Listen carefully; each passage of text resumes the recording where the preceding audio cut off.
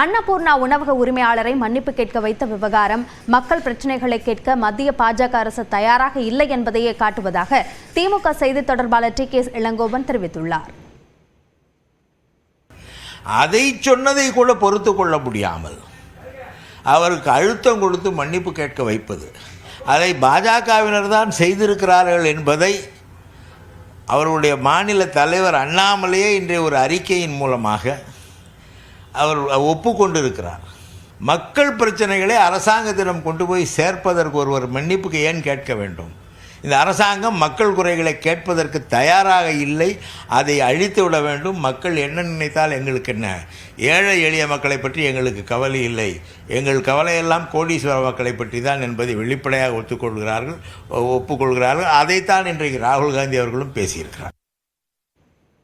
அன்னபூர்ணா உணவக உரிமையாளர் வருத்தம் தெரிவித்தாலும் ஜிஎஸ்டி குறித்து அவர் கூறிய கருத்தில் உண்மை உள்ளதாக நாம் தமிழர் கட்சியின் தலைமை ஒருங்கிணைப்பாளர் சீமான் தெரிவித்துள்ளார். அவர் கேட்கிறாரு, இப்ப அவர் அந்த கேள்வி நியாயம்னு நாடெங்கிலும் பரவிருச்சு. அதான் அதிகாரம் அதை பணிய வைக்குது. அவர் எவ்வளவுதான் வருத்தம் தெரிவித்தாலும் அவர் கேட்ட கேள்வியில் இருக்கிற உண்மையை, சத்தியத்தை யாராலும் மறைக்க முடியாது.